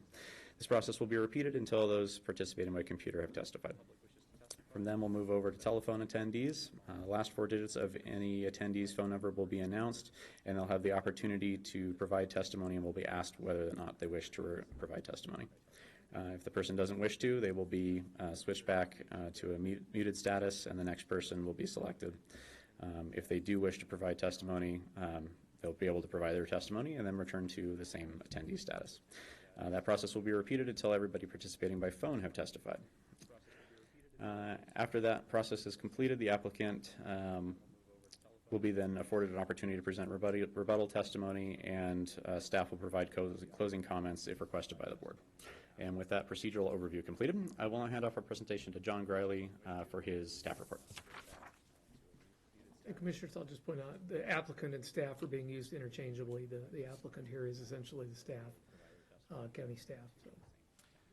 But also acknowledge, and it is a text amendment. So. Yep, that's what I was going to say. So acknowledging, the ordinance is changing Deschutes County Code, so it talks about sections 108, 116, 1312, and 1336, which I'm sure John will get to now. Good morning, That's why it's Board. formal, yeah. For the record, John Griley, Code and Compliance Specialist with the Community Development Department. As portrayed in the opening statements, there's two items of consideration in the hearing today. One is an update to the Code Compliance Programs Policy and Procedures Manual, and the second is some proposed text amendments related to code enforcement. I'd like to give a staff report is just kind of context on these items. And the Code Compliance Division, Code Enforcement Division, began coordination with the Board of County Commissioners this January in a fairly comprehensive review of the code enforcement program to update the program and bring it into the future. A major focus of our efforts to date, which we've had 4 work sessions to date, has been the procedures manual. In our coordination, we've discussed one of the major focus within the manual itself has been the core program features in the manual. And this is our complaint policy, our compliance policy, and our policy on the use of citations and penalty to resolve code compliance issues where there's a lack of voluntary compliance. The manual that we have prepared for the hearing today is reflective of our coordination with the board to date. And in this manual, what we're doing is carrying forward some features of the original manual that were developed in 1996, our core program elements. We will continue to be complaint-based for code enforcement. We have a side proactive code enforcement effort, but we will continue by and large to be complaint-based. Under the manual, we will continue to not accept anonymous complaints for code enforcement initiation. We must have a signed complaint. Exceptions to this are in matters of imminent threat to public health and safety. A good example of that would be a failing septic system on a property. We currently, under existing procedures, also make an accommodation for complaints related to marijuana production or processing. And this was something that was approved by the board when recreational marijuana became legal in the state of Oregon. And it's something that we are prepared to carry forward at this time. Under the manual, we're going to continue to strive for voluntary compliance and resolution of our code enforcement cases. And with this comes some flexibility in the timelines to gain compliance. I want to also point out that there's not unlimited flexibility under the manual as it exists. The specification in the manual is that we work to bring properties into compliance with the code through voluntary compliance in reasonable time frames. We'll continue to use citations and administrative civil penalty proceedings and other legal remedies in instances where we are unable to obtain voluntary compliance and resolution of the cases. And then another example of that where we might proceed with that type of action is in the instance of repeat violation. We work to bring properties into compliance with the code through voluntary compliance in reasonable time frame. One of the things that I should point out in this manual is there's been some fairly substantial housekeeping amendments to the manual. Our world in code enforcement has changed since the last review in 2014, and a lot of those other changes that I haven't gone over are reflective of those changes in our world. One of the noteworthy things that I'd like to mention in the manual that you'll notice is that we're changing the name of the code enforcement program to the code compliance program. And this is something that we discussed with the board in our coordination in this review. And the thought here was to bring the code enforcement program more in line with our objective, which is compliance. And this was something that the Board of County Commissioners was supportive of, and we're already beginning to make that transition. With respect to the amendments that are being proposed here, when we began our coordination, this review with the board, we talked about some areas of county code that could be amended to take the code enforcement program into the future. And in particular, there are 2 areas in the related to nuisance code violations with respect to solid waste code violations, and also with respect to abatement of or correction of violations on properties where we have been unable to correct them through voluntary compliance or other legal remedy. With respect to the solid waste text amendments, basically what we're doing is indicated in the opening statements is bringing county code in line with state DEQ rules. And then also one noteworthy item is that we're clarifying some text in the code related to vehicles on private properties and when they might constitute solid waste. With respect to abatement, in the code enforcement realm, when jurisdictions are unable to resolve a code enforcement case through voluntary compliance or administrative civil penalty proceedings or other legal action, there's instances where we do need to coordinate with the court and consider the abatement, county abatement of a code violation, county correction of a violation. What we've proposed here in these text amendments is a prescriptive abatement code, and we've patterned this off of some local jurisdictions, Redmond in particular. And the thought here in development of this prescriptive abatement code is that while we have been to date able to pursue abatement in coordination with the code, the development of this, having this prescriptive abatement code would simplify this process and streamline this process with inherent procedural efficiency. So this is kind of my brief summary of these documents that are in front of us today for the public hearing. I'll be available to answer any questions you have throughout the hearing, and I'm open to questions right now.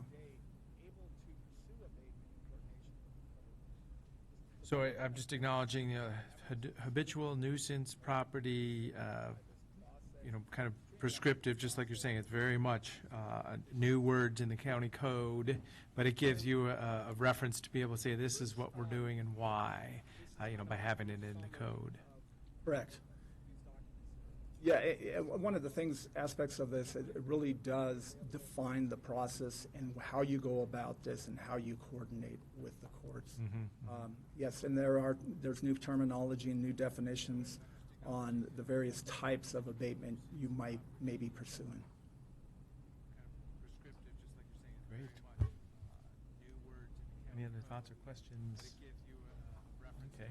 Well, I know I actually paid attention to a couple code complaints by neighbors, and I haven't been out to check on one of those codes. I haven't heard from the neighborhood for a little while, so I'm hoping that it actually had improved. I know last fall we were still working with the homeowner, so I know some people have to have a lot of patience in order for us to be successful. But I did highlight on page one, I think it's 167 or 187, I'm sorry. It said, however, the county has limited code compliance resources. That was in our philosophy. Does that mean we really don't want to do this, but we sometimes have to? I was trying to read into that sentence. It's like the second sentence in our Roman numeral 4. Right. So on the code compliance philosophy, and the fact is we do have limited resources to address the complaints as they come in.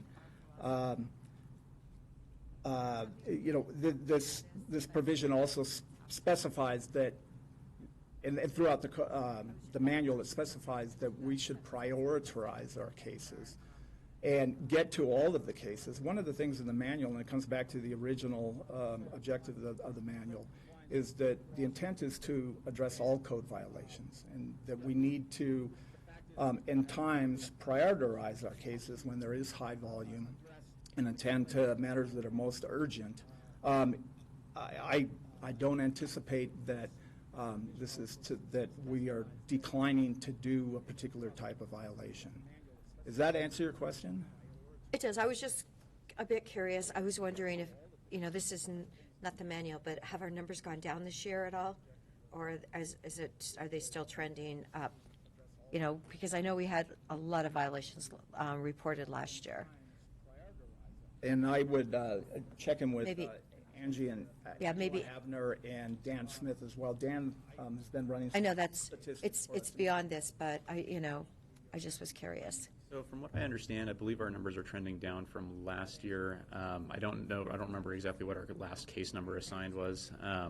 I do know that we're still catching up a little bit on our backlog from the previous years, but yeah, ultimately it's trending down a little bit, so hopefully it'll be a little more manageable for the future. And we did get another, someone to add to your team, correct? Yes, ma'am. So that's hopefully, going to help with the process.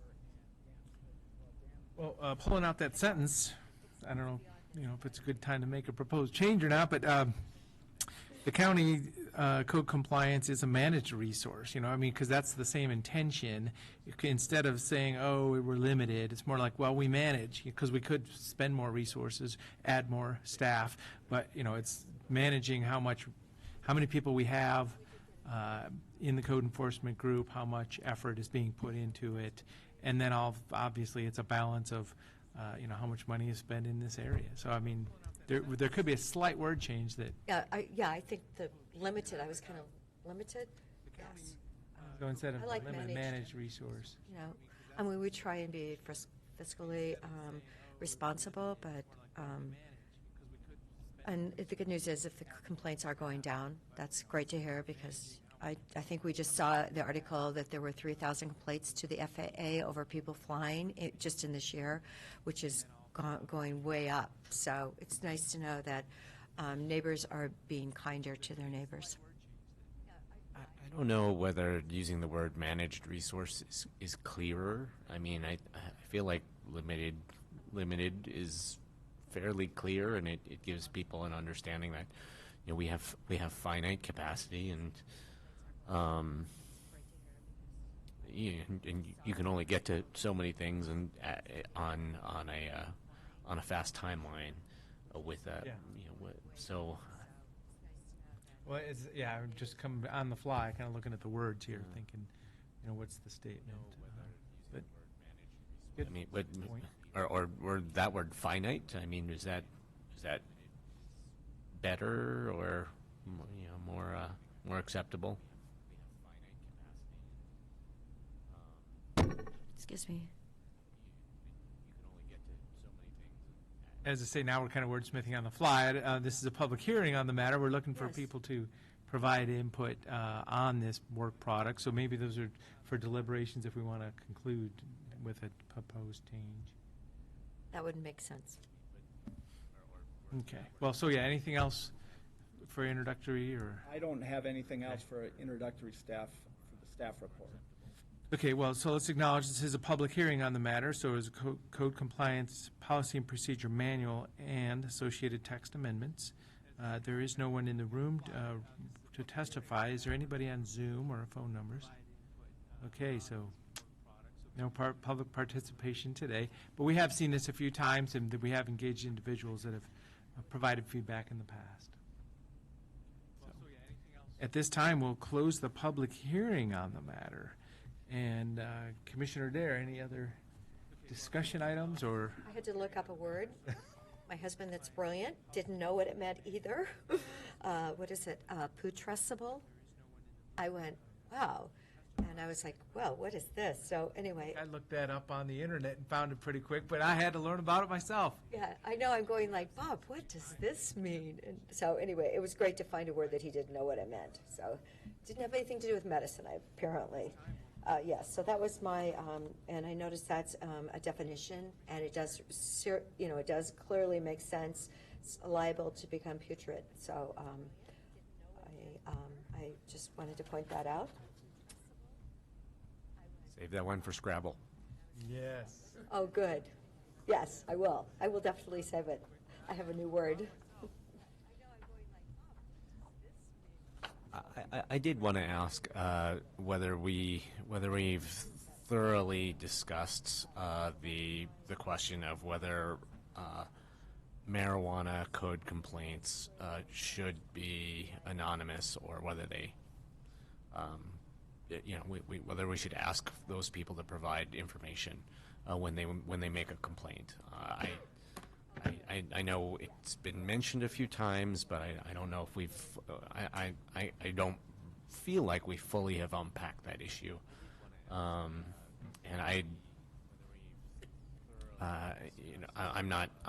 I don't necessarily think that that's an appropriate kind of code complaint to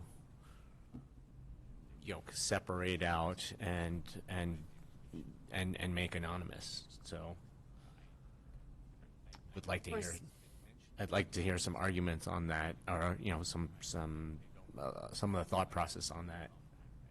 Is there words in here specifically on that, or is that a different topic? It's in here.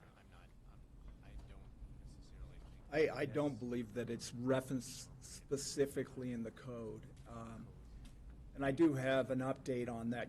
When we originally discussed this with the board did indicate you wanted to hear more from other stakeholders in this, both the public, and you're interested in what the sheriff's office perspective on this was. With regards to the sheriff's office, and as an update to the board, we did check in with Sheriff Nelson, and he is supportive of keeping this in the manual. As far as the origin of this carve out in the policy, it does stem back from the early days of legalization of marijuana, and I think we don't have it memorialized in the code, but this is one of those decision points where we can carry forward this policy or not. So is there a reference to it in the document? I mean, I guess I didn't look at it for that, so I'm trying to. Are we putting anything on paper today by adopting these documents? So, as far as the manual goes, there's nothing memorializing this in there. As a policy choice. It's a policy choice, and I believe that we've looked at this, coming back from the origin, is one of the big concerns is a concern of safety related to making a complaint like this. And, I mean, that's my knowledge of the historical context on why that carve-out was brought in. Well, so I'll acknowledge, I mean, it's a policy choice. It could be the guidance could be provided either way by the board for this topic, but it's not in these, these amendments. And I mean, if you want to have the conversation about that more today, or That existing to practice do, or was a board directive. Yeah, well, I'm acknowledging that. Yeah, I'm kind of separating it from this process, or acknowledging it if it is part of this process. But the policy manual on page 6 of 17 just generically talks about anonymous complaints, and they're not generally accepted.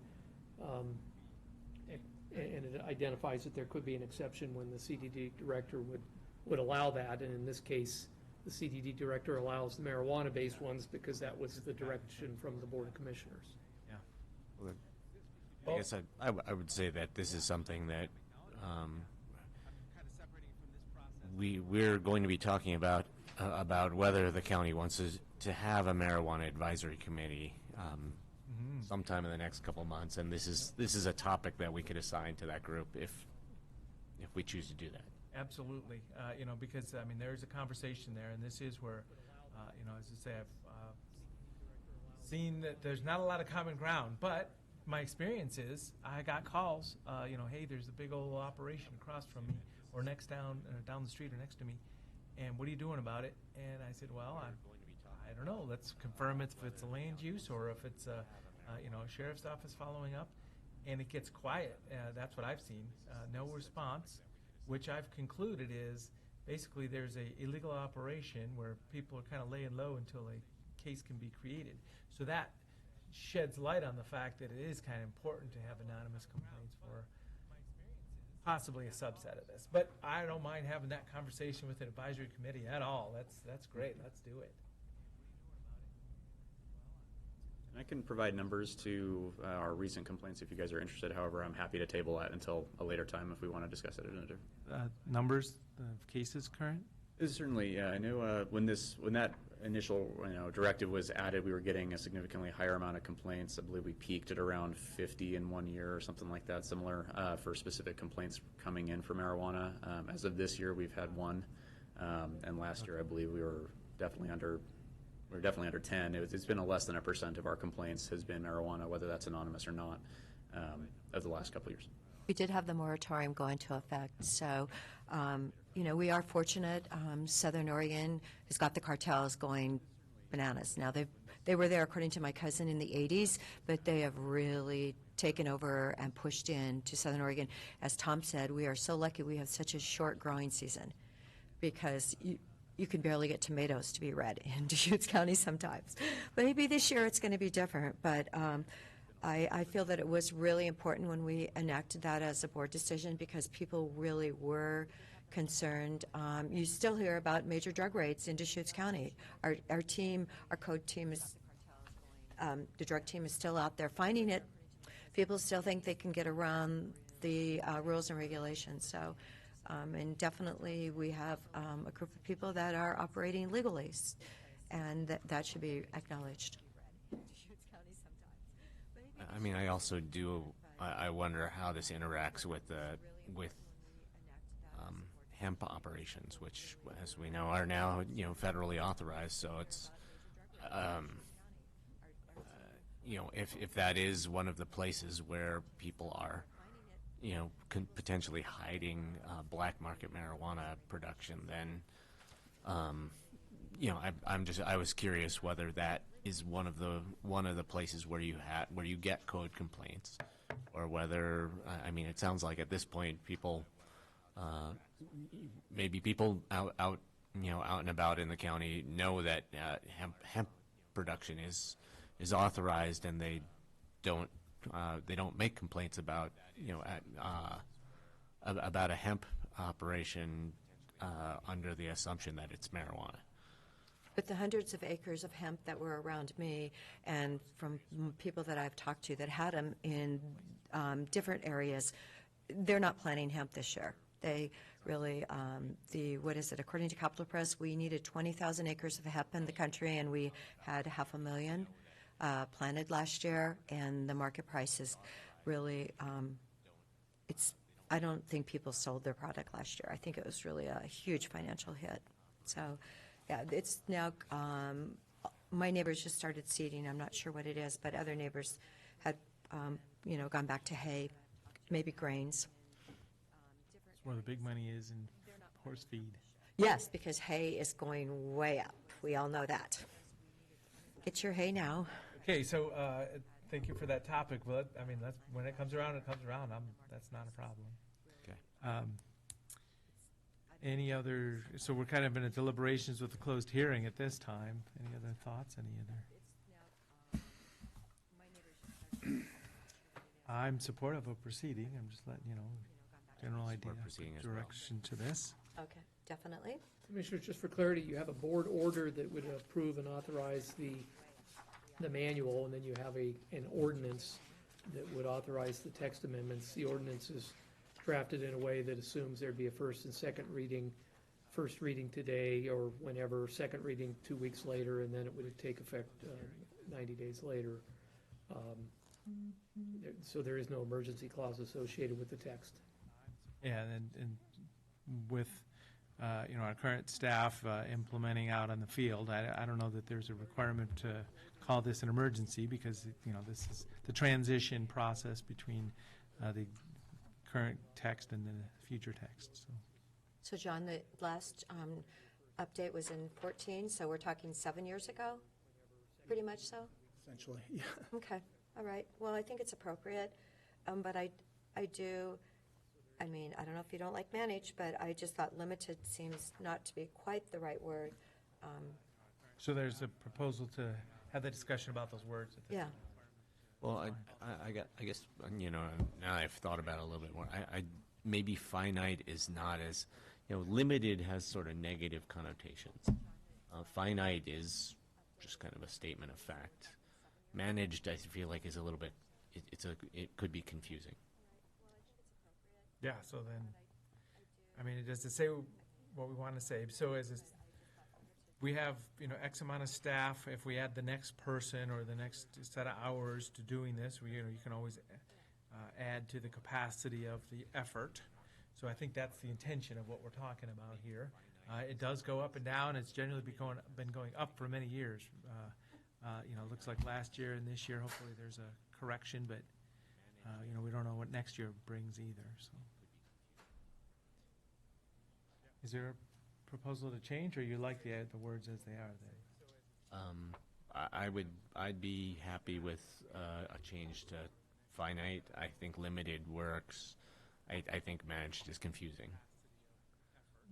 Certainly. Nick, you want to join us in some wordsmithing? Yes, I think I need a thesaurus at this moment. Yes.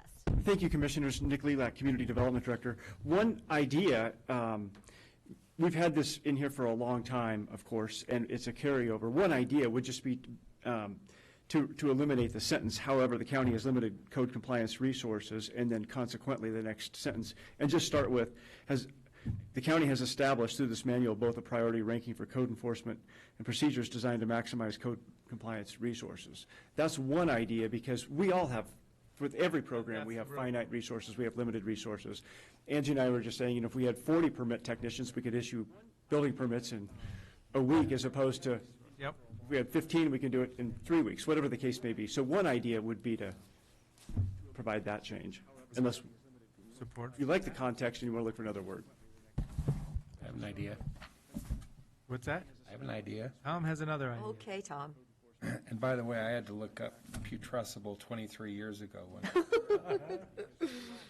Okay, well, it does sound a little Latin. I don't know. However, the county may not always have sufficient resources to expeditiously address all cases, period. Consequently, the There you go. That says it pretty clearly. I like that. Oh, look at him. Thank you, Tom. The building department comes through again. So you're supportive of the language? Mhm. So Yeah, a that sounds good. slight change proposed in the manual. We had to make a change, right? Oh, good, I like it. We got to get everything we can out of Tom in Yep. this last few months. Wordsmithing. Well, and that does convey the intent of what we're saying. If I can ask, I'm offering to be scribe here. Can you give me that again? Written down. So just real quick before we finish up, just a fun story. A couple years before I ran for office, I think John was my first contact with county staff specifically, and it's good for people to hear this. I mean, I was at the park board in La Pine, and we had the big community building, and I was talking to the fire chief one day, and I said, hey, how many people can we have in this building? And he said, oh, you don't know? And I said, I don't know what? And so we didn't have a certificate of occupancy for the largest building in La Pine, and I was on the board. So the fire chief said, it's all about a sprinkler system. I'm like, what is that? You understand what a sprinkler system is, but I just didn't even have a concept of what I was stepping into. So then I think, John and I got connected pretty quick, or I called somebody at the county, and I think this may be a code enforcement case. And then I remember you pointing out the fact that, well, all these doors need to be commercial doors with crash bars on them. There's ADA requirements in the bathroom, because it's a public building. And it was just like this whole package of things. It was just overwhelming. But so John and I worked together for probably a couple of years on there. I wasn't even there for the conclusion of it, because the building wasn't redeveloped until right as I left, I think. So Yeah. But that was my history with connection to the county. It's a good story, too, also, as far as, some of these cases take a little while to resolve. But, it's part of the process. It was a tax rate and a bond measure and a whole bunch of stuff just to, as I say, I thought the fire sprinkler system was going to be the big one, but that was just part of the big picture. So I've been through the long road on that. That would be rather Very Mushy, overwhelming. right? But I knew it wasn't me personally, it was us, the citizens of Lapine, the Park District, the whole big picture. So we got there, and it's So you all in didn't place. have a certificate of occupancy, and yet you were working out of that building? Oh, yeah. The Okay. previous board, they had the contractor put up the building, largest, structure they could afford at the time, and they were going to finish it with volunteers and donations. But there was like a 10-year period before me that it was just, they stopped. They just started using the building. And then, as I say, the fire chief is the one that pointed out, oh, that thing doesn't even have a certificate of occupancy. And I was like, what does that mean? So I was through the whole learning curve. And And you survived. That's the good news. John and the code group were right there to technical assistance handhold you through the whole It process. was. We were there side by side a few times. Yeah. Okay, well, thank you for that. At this time, with the proposed change in the manual, is there a motion for the order in support of the policy and procedure manual? Let's see. I move support of the code compliance policy and procedural manual update and text amendments presented today. I'll second. So I'm thinking let's do them separately because the text amendments will be a two-part step. Okay. So just order 2021-029 is for the policy and procedures manual. Okay, can my statement be added? Thank you very much. Okay.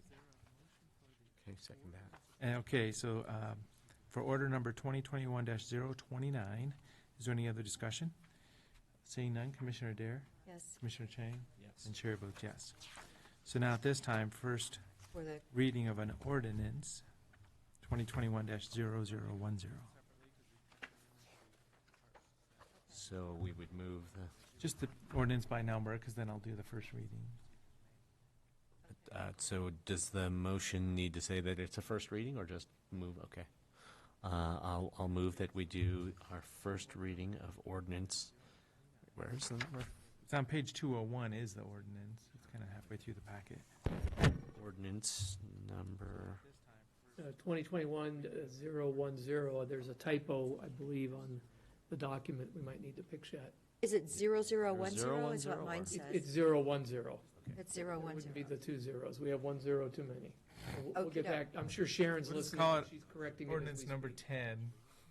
Yes. I'll move that we, I'll move that we do a first reading of ordinance number 2021-010. And I'll second that motion. That's by title only. Sorry, by title only. And I'll second that motion. Okay, thank you. Any other discussion? Commissioner Chang? Yes. Commissioner Adair? Yes. And Chair votes yes. So this is the first reading of ordinance number 2021-010, an ordinance amending sections of Deschutes County Code 1.08, 1.16, 13.12, and 13.36. Second reading will be 2 weeks from now. Mr. Chairman, if I can just briefly just state, John Griley's leadership through this process has just been exceptional. He knows it, his commitment, his dedication to it, his expertise has just been outstanding, and I wasn't going to be able to not recognize you. Dan Smith has also been instrumental in this process. Of course, our partnerships with the Sheriff's Department, the Solid Waste Department have been critical, and the one that we often overlook, but Dave Doyle, our county attorney, has been critical to our success in this process. He's helped us connect all these dots and the ordinances and the text amendments. And so, Dave, you and often it's your legal team, but this time it's you directly. So it's been a great team effort to get to this point. Great. Thank you. Well, thanks for that acknowledgement, and I would agree. These are sticky situations between property owners and usually pretty tense situations also. So thanks for what you do, and this is a step in being more businesslike, in a growing community. So thank you so much for this whole package. Thank you very much, and thank you, Nick. Board, it's so great to have your support for our efforts out there. I can't express that enough. Here we go. Okay. No, thank you. It means a lot to me to have this updated. 7 years, I think, is long enough, and I appreciate all your efforts. It's sometimes you wonder, don't you? But it's great. 7 years is long enough. Thank you. So at this time, that's the end of our agenda, published agenda, other than a few executive session items. It is 11 o'clock in the morning, so I'm just thinking we possibly just work our way through. I don't know about schedule. Actually, Commissioners, for both executive session items, we have external people that are going to participate who were scheduled for 1 o'clock. 1 o'clock, okay. No, that's fine. Yep, that's good. So we do have other business for the Board of Commissioners under employment discussions, if we want to do that right now. And Eric can help us with that. So at this time, we'll go into an executive session under ORS 1926002A, correct? And I think we're going to be done with Zoom for the rest of